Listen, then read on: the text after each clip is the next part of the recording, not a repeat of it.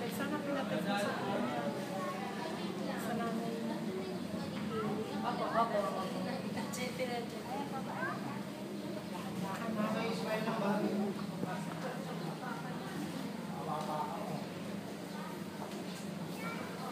Ay, yung bongga pala ng belo, no? Ay, kahalo ka.